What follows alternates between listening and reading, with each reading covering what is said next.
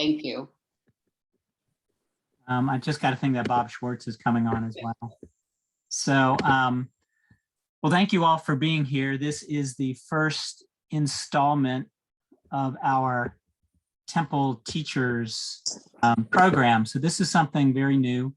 And, what we're trying to do is highlight all of the incredible people that we have in our congregation. And teacher means a lot of things. It doesn't just mean someone who stands in front of a classroom. Rona does that, but I think we can also say that just in her approach to some of the things that life takes at her that were unexpected, she's shown in the way she's kind of remolded her life in this journey she's taken, that she is someone that we can all learn from. And we have other people that we've talked to, and I will say that Liam Hooper is going to be the Temple teacher in December 8th at 7:30. And there will be more specific information about that as we approach that date. So Rona, I've known her for a number of years now in a lot of different capacities. And, like I said, I have a great amount of respect and stand in awe of her ability to have dealt with some of the stuff that she's had to deal with, and to still be sane, kind, normal, well, I don't want to go too far, person, but someone who has been able to take the core of their being and kind of deal with all this stuff, and not just deal with it, but to actually create something positive out of it. So having said that, I'll turn it over to you, Rona. Okay, thank you so much. Thank you guys for coming. I am just going to talk a little bit. I don't know if most of you know that I was a chef in my previous life. I started my career as a teacher, and I went to school to become a chef. And so I was a chef at a French restaurant and at a hotel, and I did lots of things in the chef world. And after Katie was born, I didn't want to work in a kitchen anymore. So I took a job at the Interreligious Council of Syracuse. And I took a job as a nutrition educator. And as the nutrition educator, I was going around to pantries, and I was helping people that didn't know what they were doing with the food that they would get from pantries. And that's where I met Ken.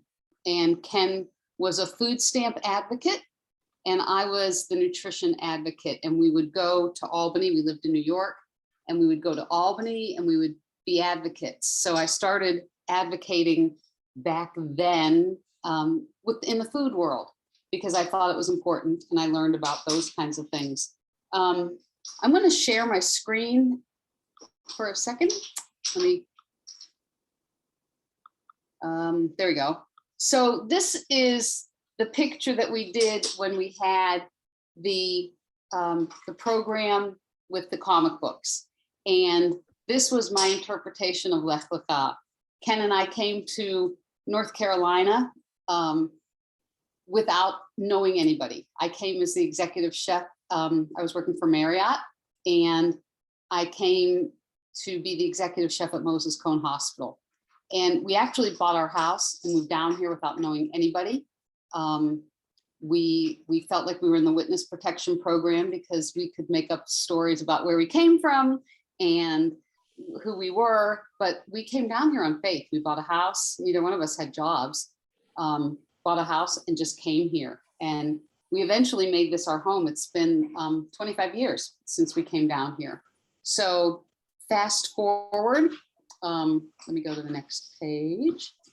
So fast forward, Ken got sick, and I've been doing this cartoon kind of book to talk about it, but I start by saying you can only be a widow if you've ever been a wife, but it's a heck of a way to get a job title.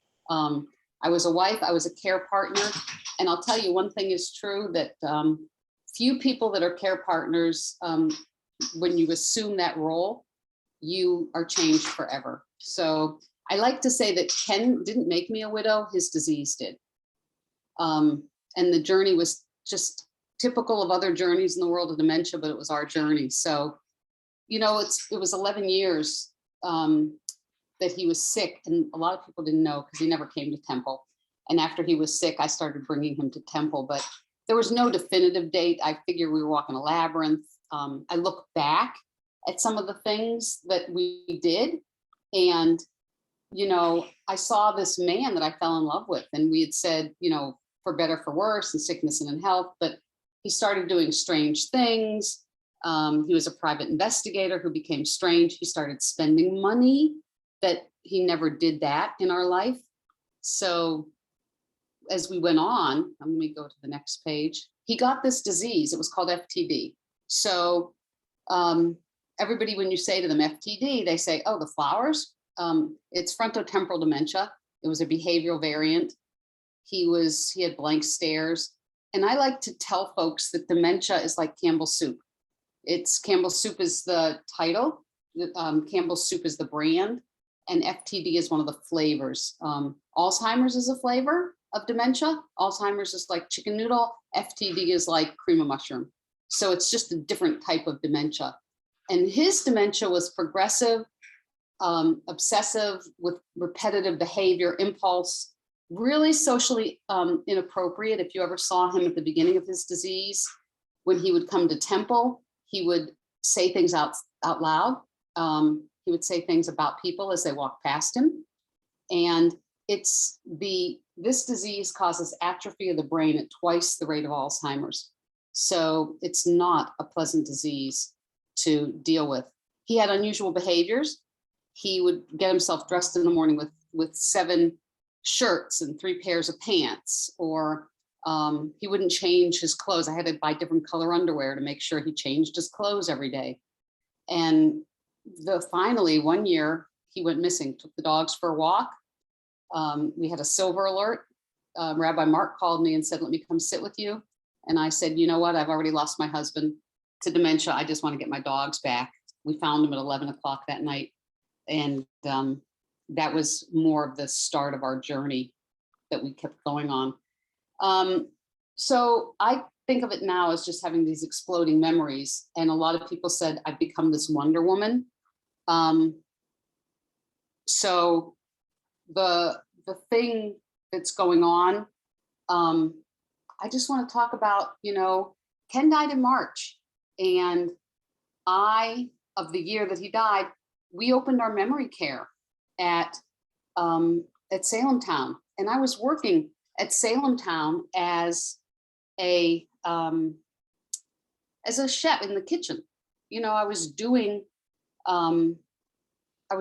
good things, but I went to the CEO and I said, you know, you're opening this memory care.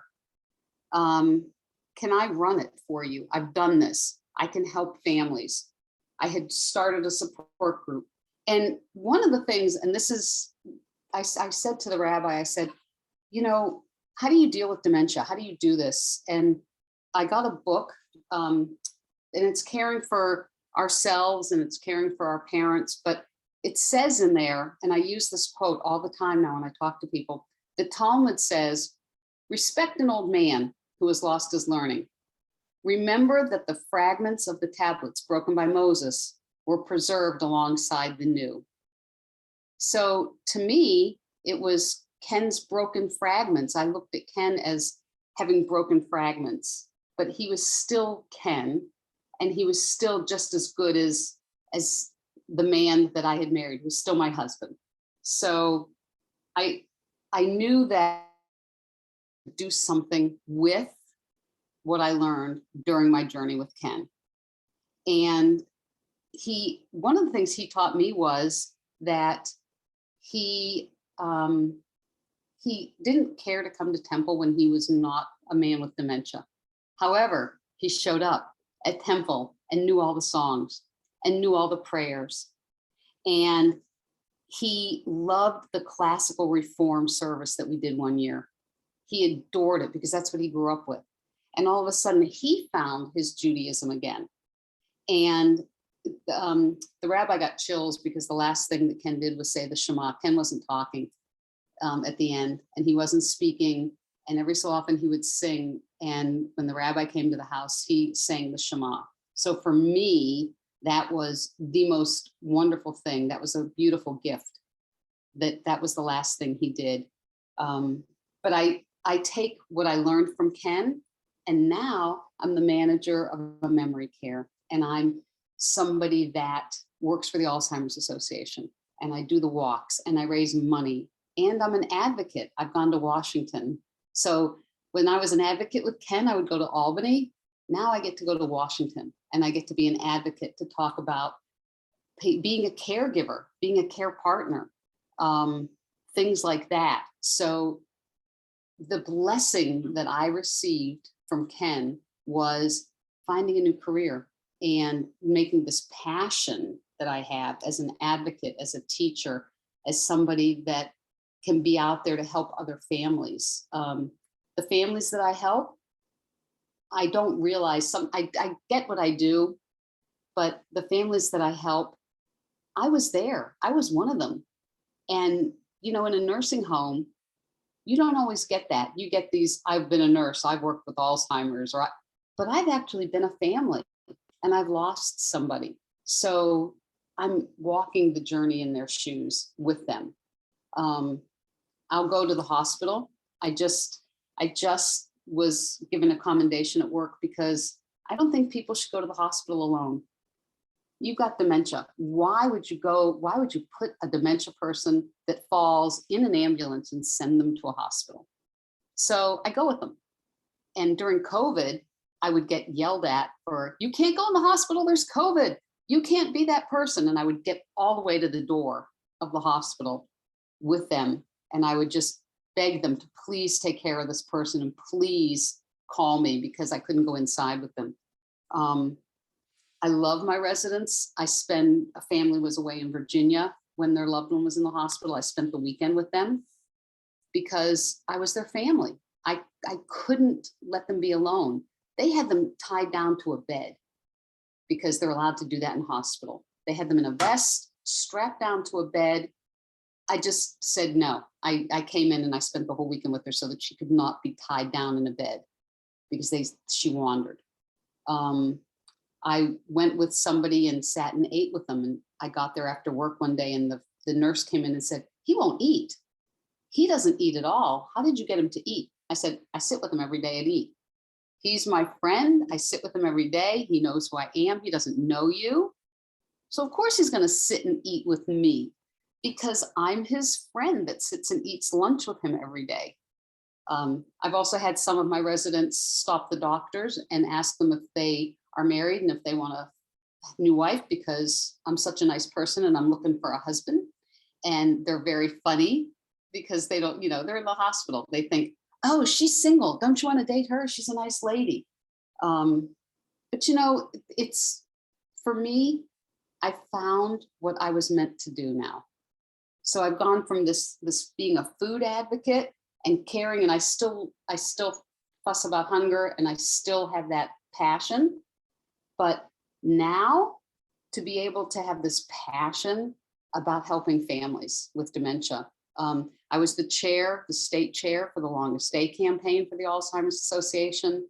I'm on the committee for the Walk to End Alzheimer's. I told Mike I wasn't at Sunday school this weekend because I was in Philadelphia at the walk. It was Ken's birthday and I try to celebrate his birthday since he's gone in different ways. We went to the beach one year. This year, I went and walked in Philadelphia. There were 4,000 people at the Alzheimer's Walk in Philadelphia. It's the second largest walk in the country. And I got to go and be a part of that to celebrate Ken's birthday. So it's being able to do those things and sharing. In Sunday school, Mike, we did the life cycle one year with the kids, and it was the year that Ken died. And so the kids got to see birth. I had my bat mitzvah that year. I had never had a bat mitzvah. And I did it while Ken was, Katie would come over and sit with Ken while I went to Sunday school. And then when he died, we did the the life cycle about dying. And the kids learned the life cycle literally as we went through the year. That's something that they all learned. So it's been very, very fulfilling for me to do this, and very spiritual, because how else could I have gotten through this journey? You know, it's learning, it's reading, it's praying.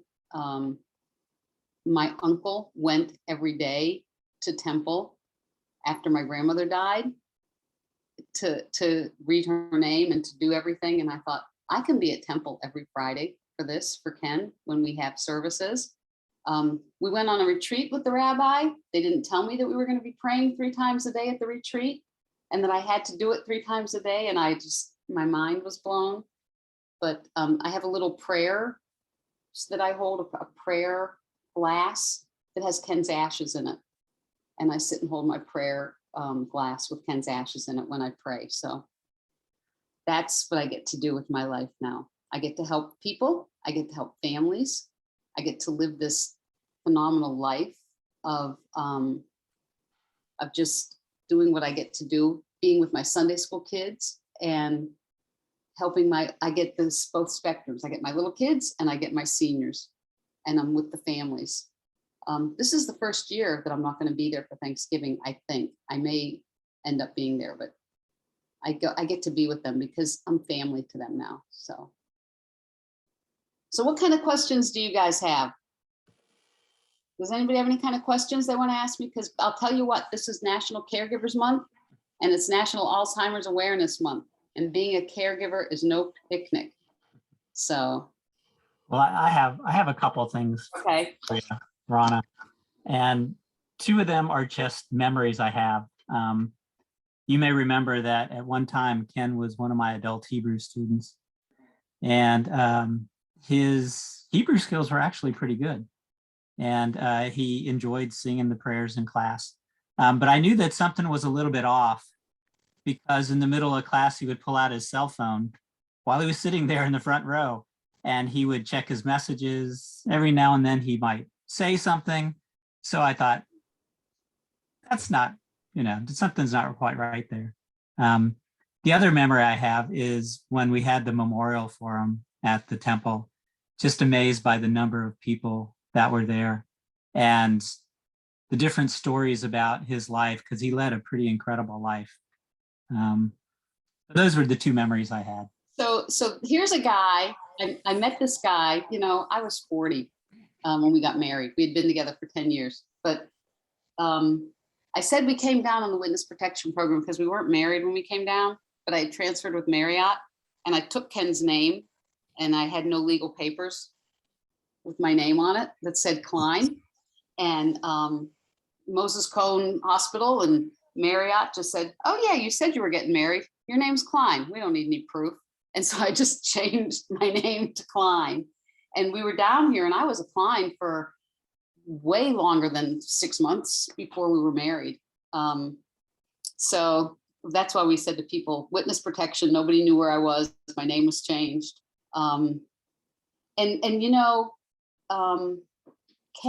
Ken was a private investigator when we got here, for God's sakes. He ran away from home at 16, lived in Japan, became a karate dojo, had a dojo in Coney Island, opened the first karate school on Coney Island in New York back in 1964 or 1965, somewhere around there. He was judges at when Chuck Norris was competing, the guy that played Texas Ranger. So Ken was a judge at karate tournaments, and he had a karate school for over 30 years. He was 8th degree black belt. He had a cool life, and we came here and he became a private investigator, and he would hide in trees and camouflage. And like Mike said, as he started to get sick and he thought, wow, he would sit at temple and somebody would go up on the bema and he would say, look at her fat butt, and I would say, no, you can't do that. You can't talk, or look at those are the ugliest shoes I've ever seen. Someone got down by the time he was in a wheelchair, they bent down to look at him and said, "Hey, do you remember me?" And he said, "I have dementia. I'm not stupid. I didn't like you before." So I thought, oh dear. But he just was, he had no filter and he would say whatever he wanted. So yes, Robert. Yes. Did Ken ever teach you any of the martial arts? You know what? You don't teach a spouse. I'll tell you, you don't teach your children and you don't teach a spouse. That's the only things I know, because Yeah. I have all of his things. I found incredible things. He's in a book. There's a history book of the history of the martial arts in America. And there's pictures of Ken in there as one of the founding people of, he went to Japan and he on a fishing boat. The man would never eat sushi because he had been on this fishing boat all the way to Japan, lived with a family that took him in. Here's this young kid. And it took a couple years for his grandparents to get the State Department. He had no passport. He had no identification. They had to find him in Japan where he was. So it took a couple years before they brought him home.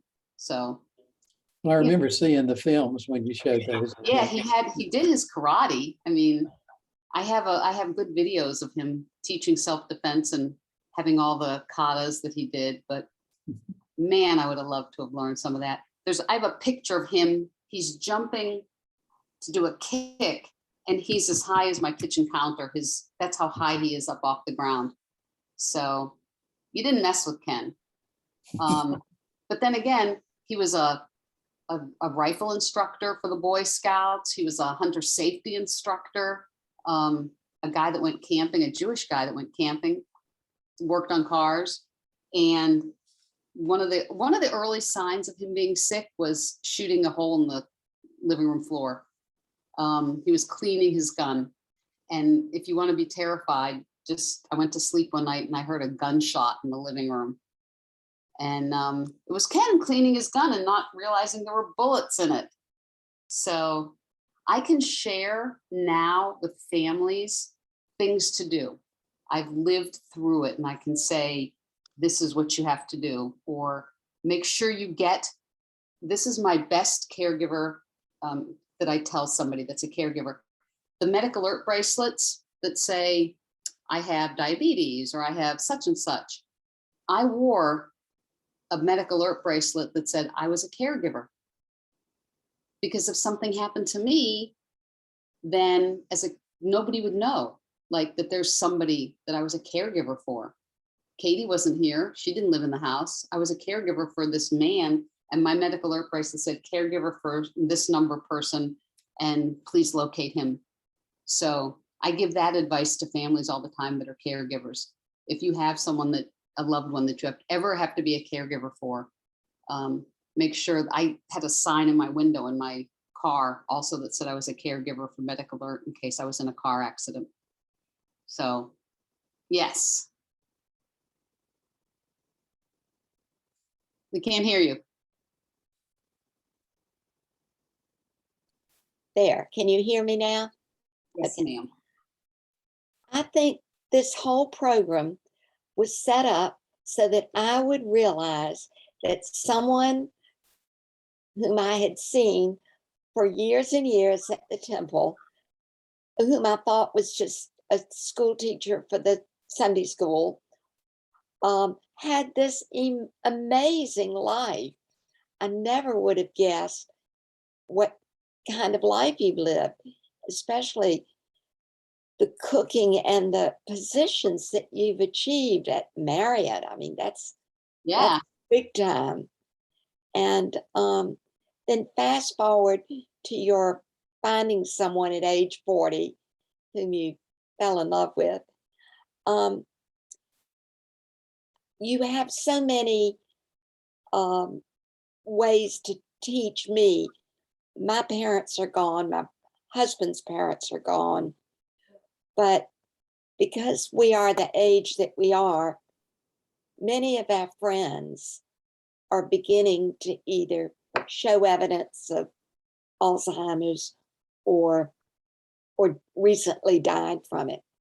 But when my mother-in-law was alive and lived in California, first she lived here and I took care of her. But she never lived in the house with me. She had an Italian niece and her veteran brother who lived in the house. So she stayed in her own little condo. But after she moved to California to be with her daughter, we would see her as often as we could, but we did something that you might think is awfully cruel, but it worked. From time to time, she would say, "When are you coming to see us?" And occasionally we will have just been there. But one time we had not been there, and it's California, it's a long way. So I just spontaneously said, "We were just there. And we took you to the beach. Do you remember?" She said, did I have a good time?" And I said, "Oh, the sun was shining. We took you down by the water." And I went through this whole story. She was so happy. And I thought, why not? You know, I learned that we don't quiz. That's one of the things I never do, because I never say to my residents, I never say, "Do you remember?" Because I don't want them to not remember and be upset. So we never quiz, but Ken used to repeat himself, the same things. And it didn't bother me. I know it bothered a lot of people. But he would say, as we drove on Robin Hood going by over Silas Creek, there was a house that had bamboo. And every time we went past it, he would say, "Bamboo, it's not indigenous to North Carolina." And you could count on him to say that every single time we went by. And because I would take him to the daycare, and that's the way I would go. "Bamboo, it's not," or we drive by Five Guys and he would say, "You want to eat at Five Guys?" And I would say, "I don't think so. Do you?" He'd go, "No, I just thought I'd ask." Or, so for 1 year for his birthday, we just happened to be, when we went to the beach, this bamboo earrings. They were silver and they were little bamboo earrings. And I said, "That's Ken showing us these bamboo earrings," because we had to buy them, because he always said, "Bamboo, it's not indigenous to North Carolina." Somebody said, "Why doesn't it bother you?" The same, repeating. I said, "Someday he's not going to talk. Someday he's not going to say anything. And you know what? I'll let him say whatever he wants to now, because the day will come when," and the day did come when he didn't talk and he didn't have words. So I just remember, and I would say it for him. We would, as we left the neighborhood, "That's where we saw the deer." Or I would say, "Bamboo, it's not indigenous to North Carolina," because he wasn't talking anymore. So I just said the words for him. But I still drive by those places, and I still say those phrases that he used to say every so often, because that's what comforts me. You know, it's the Ken things. It's the he could run up the stairs, but he couldn't walk down the stairs. So we got a chair to put in on the stairs that goes up and down. And you know, he was a big joker, a big character. Cynthia knows, we went to the movies once, and he was fastidious about making sure things were dry in the sink after he washed his hands. So we went to the movies one night, and he was in the bathroom for over 45 minutes at least, because he washed his hands, the sink got wet, he had to dry the sink, then he had to wash his hands again, then he had to dry the sink. And so finally, I asked the gentleman if I could just, "Please, can I go in the men's bathroom to see where my husband is?" To finally just taking with me when I went on trips or went anywhere, taking a big stop sign with me that said, "Stop, a member of the opposite sex is in here with their loved one," so that I could take him in the bathroom and not be embarrassed. So those are the things that I never thought I would spend my years going into the men's room with my husband and having to take him into the handicap stall. And we had spa nights where I would shave for him and cut his fingernails. And it was fun. We played music. We danced. We always danced. We danced to the theme of the Tonight Show with Jimmy Fallon every night to go to bed. I would he couldn't walk very well, but I would stand him up out of his wheelchair and jiggle and dance with him. And Bobby Stern, God bless him, took a video of me dancing with Ken the weekend before he died at a bat mitzvah. He lived his best life. We went to a bat mitzvah, he danced. We went to the movies the next day. We played mahjong Monday night and had Chinese food and truly got to do lots of things. So I feel blessed that I had that week with him.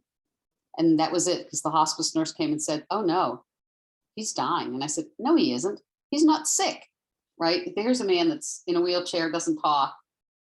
And I said, he's not sick. What do you mean he's sick? So she goes, yeah, he's dying. So really interesting, your perspective when you think about it. I have learned so much from listening to you. I did not expect to. I Oh, expected to hear a sad story about, you know, what I've seen with my friends, someone declining and the sadness of watching them go downhill. I can't make it sad. You know, it's sad. It's a labyrinth that you walk through and you don't know where you're going, but I came out the other end. I have Wonder Woman things all over my house now because I really feel like I did it. I came out the other end and I'm there for these families now. And I teach staff now. That's the thing. I get to teach my staff about dementia. And I'm what they call, oh, I can't deal with it. I'm the person, like, I don't get to choose the people I talk to. I mean, we have in our area, we have Virginia Fox, we have Tom Tillis, we have what is Burr, but I go and talk to them because that's what I have to do. And I talk to them about caregiving funding and funding for Alzheimer's research. I'll tell anybody about the programs at Wake Forest. Wake Forest has a program called the Pointer Study. It's one of 4 sites in the United States that's an Alzheimer's study. And Wake Forest is one of 4 in the whole country. So if you want to do a study, that would be awesome. Go to look at the Wake Forest, the Baptist, what are they called? Atrium now? Yeah. And see the studies. You can swab your cheek and send it off. And they will call you nationally from the Alzheimer's Association. There's a trial match. Swab your cheek, send it off. And if there's a study that they want to put you in, they'll let you know. So, yeah, I mean, there's lots of good stuff. I've read autopsies of my residents when they've died. It's been incredible. I've learned so much. And one of the things I teach new, think about this, these are young girls or young guys that are coming to work at a nursing home, retirement community. I'm at Salem Town. I was at Arbor Acres before. I hand them 2 bags of rice. I hand them a bag of rice that weighs 3 pounds. And then I hand them a bag of rice that weighs 2 pounds. And I say to them, this is your brain, 3 pounds. This is an Alzheimer's brain, 2 pounds. It's a third of the brain gone. So when you look at that person that has dementia, don't look at them as a person with a disease. Don't look at the disease and that. Look at them as a person whose brain just isn't working right. They're still a person. So please don't look at them as this disease and look at them as a human. And that's what I try to teach them. And that's what we work with. So it's to me, it's just, I feel blessed to be able to do what I do. What strikes me is you have so much accumulated knowledge and experience. I want to put it down. I want you to write it, a how-to caregive book, because well, Ken's doctor, I didn't like any doctors here in Winston. I tried the different doctors, and the one doctor said, oh, my grandma had Alzheimer's. Oh, yeah, I get it. My grandma had Alzheimer's. And I said, this is not Alzheimer's. Do you not understand? There's different, you're a neurologist. Don't you understand? There's different dementias. So it's ironic that the week before he died, we were at the movie theater and I saw that doctor. I had fired that doctor years ago. And I saw him, Ken's in his wheelchair. We're coming out of the movie theater. I see this doctor with his family. I'm obnoxious. I run with the wheelchair over to this man. I stand in front of him and I said, Doctor, this is frontotemporal dementia. This is not Alzheimer's. Maybe you've learned that since we've been there. And then I just turned around and walked away, and I thought that was the best feeling. Just looking at that doctor and saying, see, you're the neurologist. You know, and his doctor in Chapel Hill said, if I hadn't been his caregiver, he would have died way sooner than he had died, because I was just this caregiver that was doing everything with him and helping him. And, you know, I knew how to feed him. I knew how not to have him lose weight. I knew the foods, because dining with dignity is very important in my world. And I knew about puree foods, and I knew about thickened liquids, and we never got there, but I would have been able to do all that. So, yes, sir. I was just wondering, you know, you must have had a lot of very dark times as you were caring for Ken, and, you know, before you ever really understood what was happening to him. I was just curious, how did you pull yourself through those dark times? I mean, a lot of other people would have just been overcome and they wouldn't have been able to deal with it.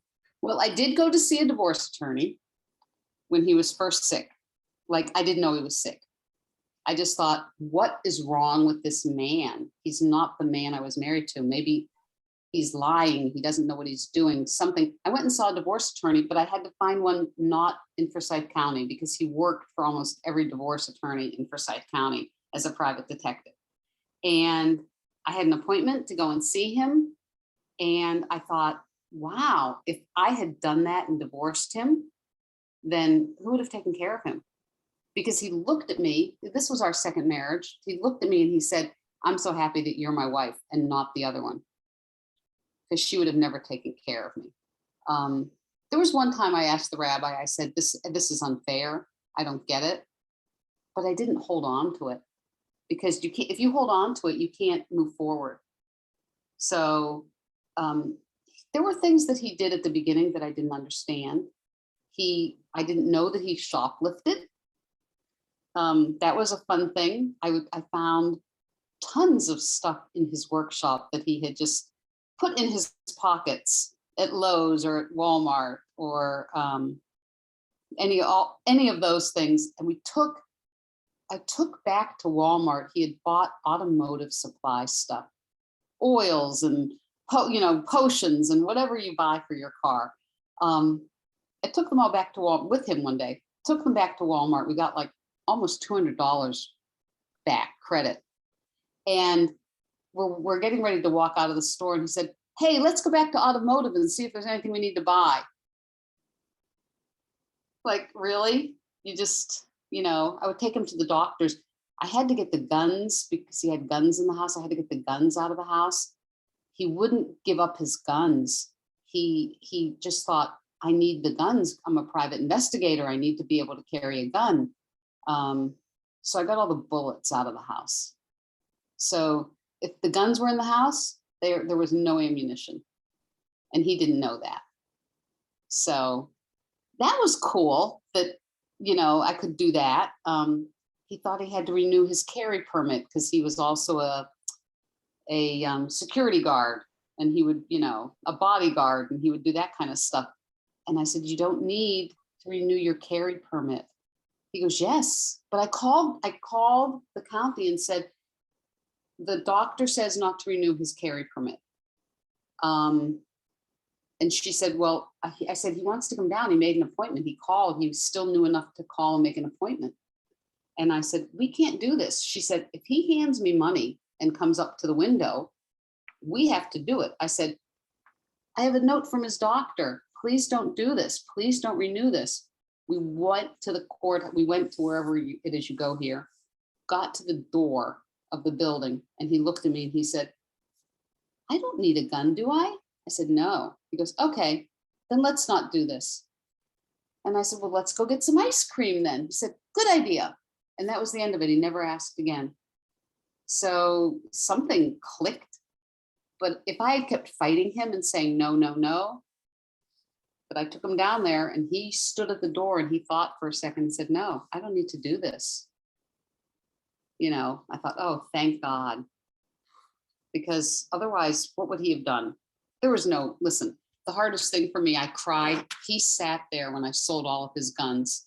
A friend of mine that was a hunter came and bought all his guns, all his hunting equipment, his reloading stuff.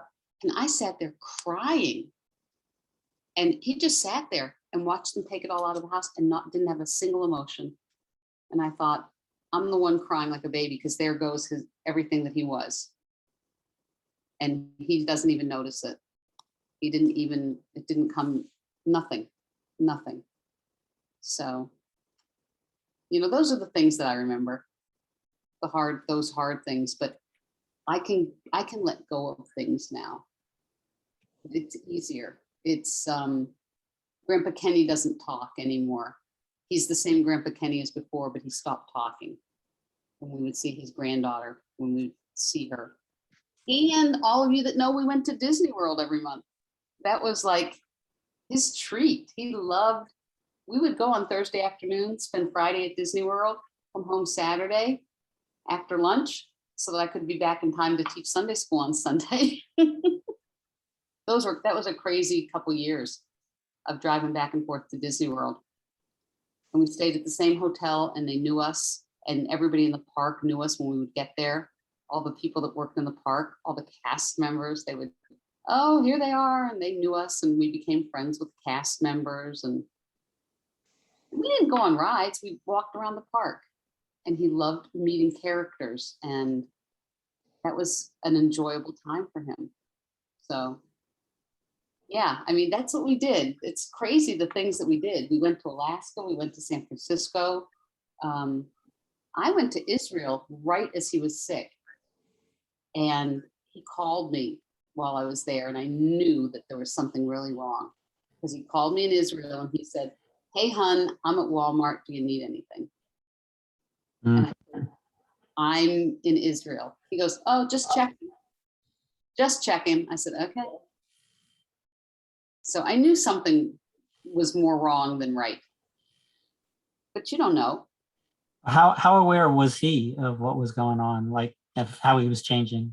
He saw the first MRI where it's the brain picture, you know, and his whole frontal lobe was gone, totally gone. Like there's nothing in the front of his brain. And he looked at it, and I remember his face when he saw it. And we were going to Temple, and I looked at him and I said, you know, you're not special. Why would you get a rare disease?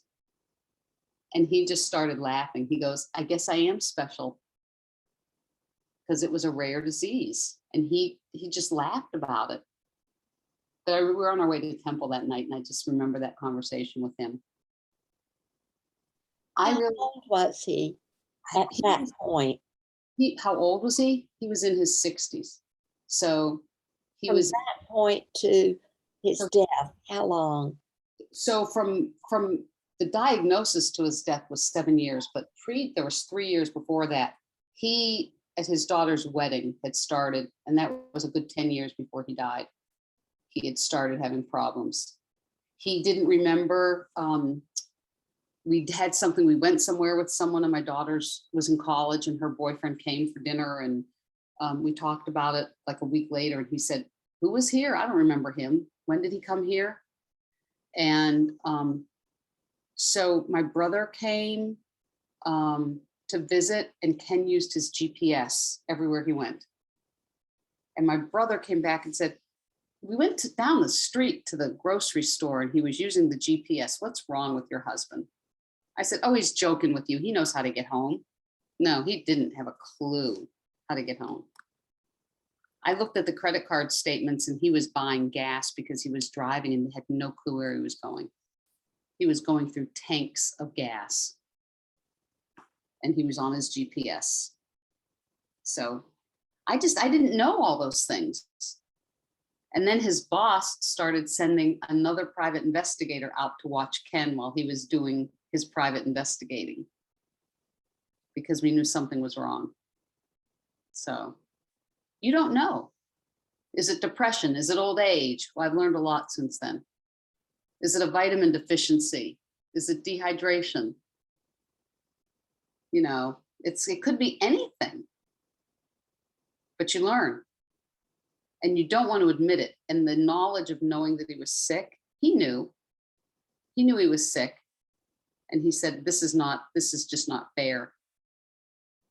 He was healthy. You know, here's a guy that worked out, that was in top physical shape, that ate goods. He never weighed more than 144 pounds in his life until he got dementia, and then was carb craving and couldn't stop eating candy and food. And he went up to like 200 pounds, uncomfortable as anything. And then he just lost it again. But I mean, you know, you think about it. Here's a man that was fit, and all of a sudden I was hiding food in the house because he wouldn't stop eating. He just wouldn't stop eating. And that's part of the disease, carb craving, diabetes of the brain, they call it. So just carb craving. Just weird stuff. Listen, if somebody said something, if I went to a meeting and he came with me to Temple and he was sitting on the bench outside the office, and he would tap his pen, he would tap, or he would just make noises, clicking noises. He drove Cynthia crazy moving a cup one night. I don't know if you remember that or not, Cynthia. At dinner, he had his glass at the dinner table, and he picked it up, drank, put it down, wiped it, picked it up, drank, moved, and he just all night long, that's all he was doing with the cup of water all night. I don't remember. You don't remember? It drove you crazy. Asked him to stop. Ken, please stop.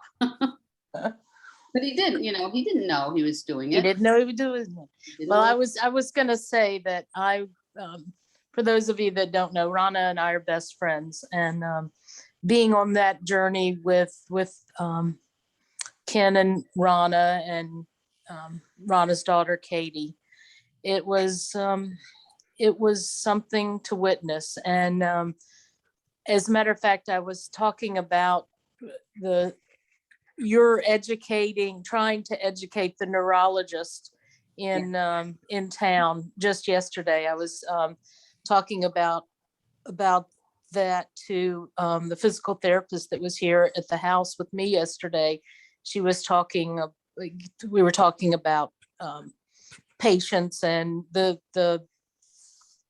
stuff that it turned out what a speech therapist can work on, and a doctor who wouldn't recommend a speech therapist, that a patient needed that therapy. And she said they won't understand. They don't seem to understand. So I talked about one of the roles that you had for a while, Rona, in going out to the neurologists, as well as doing raising awareness about different types of dementia, that it's not all Alzheimer's, and what to look for, and possibly finding based on what you went through before you finally got a diagnosis, and knowing that that's available. And Rona, you briefly talked about the support group that you ran at the Temple.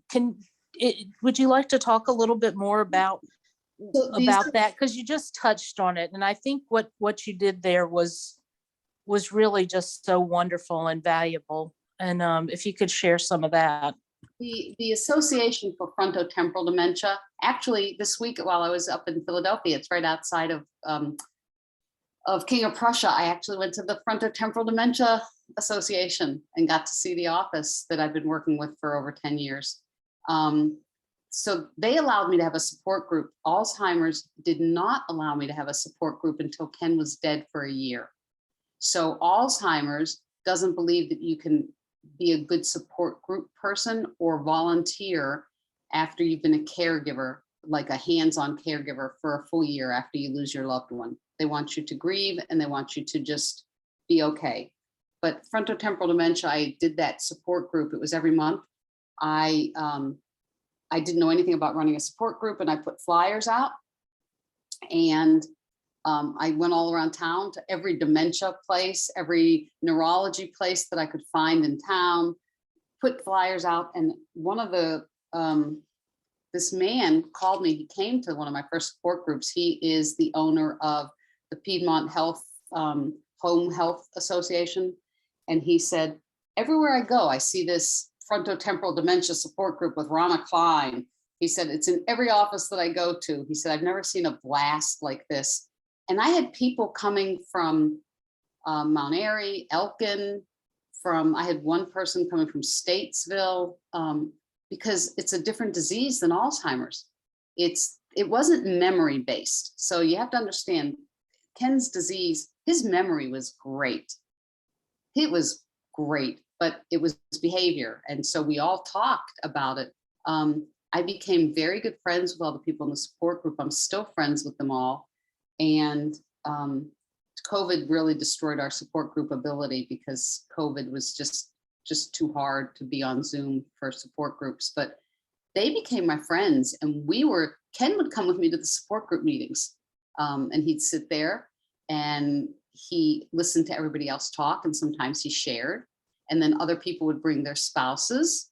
And it was just really the thing. Every Monday, that once a month on Monday, I was in the library having my support group, and we were there. Sometimes we stayed. I would make people cry. I mean, listen, you cry. I drove to Charlotte for 3 months for a support group, and I said, I can't keep driving to Charlotte. This is too much. It's too much to drive an hour and a half to Charlotte, have a 2-hour support group, and drive an hour and a half back home from where we were going. I would take Ken and drop him at his son's house in Charlotte, and his son would say, I took my dad out shooting. And I said, where in your right mind? He goes, it's my dad. He knows how to shoot. I said, until you say his name and he turns the gun and shoots at you. He said, yeah, I guess I shouldn't take him out shooting. I said, I guess not. I was going to Charlotte to do that. And we just started the support group up here. I went to the mikvah. So this is when Ken first got sick. I said, I need to figure out what's going on, and so I went. I had never been to the mikvah before, so it was my first experience. I went to the Chabad in Charlotte, and I needed that spiritual lift, I guess, that being there and just knowing that this was the start of my journey. And so after Ken died, I asked the rabbi, I said, is it okay for me to do this again? Like, I need to cleanse myself and be done now that I've completed this journey, because it was the start and end of it. And it was very intense for me to do that. So that was that and coming back from Israel and reading my journal now. I journaled through Ken's illness a lot. I love journaling. So reading the journal in Israel, totally different perspective, reading the journal about Ken and everything that we went through. It's interesting to read them now and to be able to help other people. So that's why I go and teach for Alzheimer's Association. They call me up and say, 7 o'clock next week, the Rotary wants somebody for breakfast up in King. Can you do it? Sure. So I'm in King at 7 o'clock in the morning teaching the 10 signs, or caring for the caregiver, or challenging behaviors. And I do want to say one thing. Ken walked into the doctor's office, not a memory thing. The doctor, if you ever take a memory test, he says, remember these 5 words: chair, velvet, red, horse, and something else. And he says to Ken, remember those 5 words. And he does the rest of the test. And he comes back later and says, do you remember the words? And Ken would say the words. 6 months go by, and we walk back into the office, and Ken looks at the doctor and he said, chair, velvet, red. And the doctor goes, what are you saying? He said, you told me to remember those 6 words. I'm remembering those 6 words. And I thought, yeah, this is a guy with dementia. He memorized the alphabet backwards. He memorized counting backwards by 7s, subtracting from 100. He knew how to do all the tests because he went online to see how to do all the tests because his memory was fine. So thank you guys so much for letting me share. Thank you, Rona. I mean, it's a pretty incredible journey you've been on, and So We are, those, us yeah, Susan, we're very appreciative that you've listen, these chosen to share with us. pictures, hold on. I really believe I still have exploding memories. So they're still there. They explode every so often and they come back. But you know, this is the world. This was my life. So it's still that. I still think it's my journey was Lech Lecha, just going on faith with Ken. So thank you guys so much for listening. Thank you. And And if you need someone to ever come to a group or to anything that you do, I would love to come and teach because I just finished a 3-part series at Salem Town. I'll come and talk on any topics of dementia. So before we sign off, I do want to say that this is the first in a series of Temple teachers. And Debbie Rubin, who was just on the Zoom session, she's going to be one of the teachers later next year. And in December 8th, 7:30 Wednesday night as well, Liam Hooper is going to be our Temple teacher. So, you know, we're still hunting for people. So if you are interested or you know somebody that you think would make a good Temple teacher, and again, it could be some specific piece of knowledge or understanding they have, or like with Rona, you know, the whole thing, the journey of the life, the whole narrative and what you've learned from it and that sort of thing. So, you know, I think based on this evening, I think it's going to be a really good series and it's just so rich and valuable. thanks for letting me do it. Here, and thank you, Rona, so much. Rona, thank you for sharing your story. That it is amazing. I didn't know the details. I mean, I would see you in Kennett services and you are remarkable. I wanted to ask you, how far away do you think we are from a cure or better treatment? And also, what Alzheimer's Foundation should I be giving money to for research? So the Alzheimer's Association, Mm-hmm. it's alz.org. Because I always get confused. I haven't really researched it. Let me get this off. I haven't researched what organization, where the most of the funds go towards the research. Yeah, So you think the Alzheimer's? There's two. alz.org does the research, more research than any other organization. And they get a lot of money from the National Institute of Health. The other is the Women's Alzheimer's Movement. Really? Yeah, those are the two, because WAM had grants this year at Baptist Hospital for studies for women in Alzheimer's. Women are more prone to get Alzheimer's, and it's not because we live longer than men. So women get Alzheimer's at a higher rate than men. So those are the two organizations. The new medication that just came out, it's not stopping it. But if we could find, my biggest thing is if there's a blood test that says find it earlier, that's what we're working on. And that's what the researchers at Baptist are doing. That's remarkable that that's going on at Baptist. I didn't know that. Huge research at Baptist. So North Carolina has Baptist, Duke, and Chapel Hill. Those are the 3 schools in North Carolina that are doing the most research. Wow. Where are they doing the most research in the country? Do you know? The most research? In the country. So there's 4 studies that are big studies in the country, the Pointer studies. One of them is here at Baptist. One is in Texas. One is in around Chicago, up in the Northeast, that area Northwest, at Northwestern. And I think one's in California. So California, San Francisco, University of California at San Francisco is also a huge Alzheimer's research. Wow, I just can't, you're just remarkably resilient, and your mindset with all of this is just, it's just so impressive. And so, not everyone can do what you did and the way you showed up, and, you don't know. I had a caregiver come to the house, a guy from hospice, and he said, "I'm here to help you get in the shower." because they told me that you needed help. I said, I don't need help, but here's how I do it. If you want to do it, fine. I had a volunteer that would come so I could go mow the lawn and leave Ken in the house. So I showed him. It was a little bathroom in a wheelchair, move him here, move it. And the caregiver looked at me. I had one caregiver come and say, nope, not going to do it. I don't know how you do it. This is a 2-person job. We're out of here. And they left. So I said, I'll just do it by myself. If I can't, I didn't expect people to help me.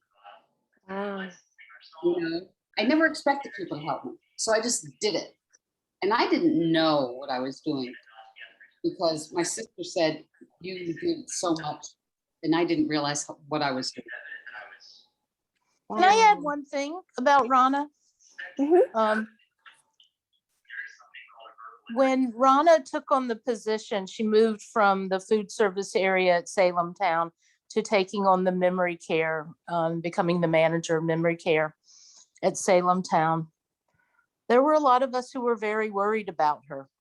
That is this the right thing for Rona to be doing, or is this gonna extend her period of grieving? And we were wrong. Well, we were right to worry because you always worry about the people you care about. But what she's been able to provide for these families and for the residents has just, and hearing the stories from some of the family members, it's just been remarkable. And the way she's been able to help them, it was the right decision. So despite the concern that so many folks had about her career choice and changing careers to that, it's just been astounding the number of people that have benefited from her experience and the way that she's able to interact with the residents and the families. So my family didn't want me to take this job because they said, you've done this. You need to not be involved with dementia anymore. You need to leave the world of dementia for a while. And I said, yeah, but I got to help people. So you got to help people. I mean, that's why I do, listen, I don't get political. And when I go to Washington, we always say it's not a red and it's not a blue topic. It combines to make a purple topic because that's what Alzheimer's is. And so that's what I do. It's not red and it's not blue, it's purple. And I don't care what you are, if you're Democrat or Republican, I just want you to help us. So. That sounds like a good place for us to stop, Rona. Yeah. Thanks, guys. We could talk for much longer. If you want any other information, feel free to reach out to me. And you all can unmute if you'd like to say goodbye to Rona. I'm going to stop the recording. Thank you so much for telling your story. Thank you for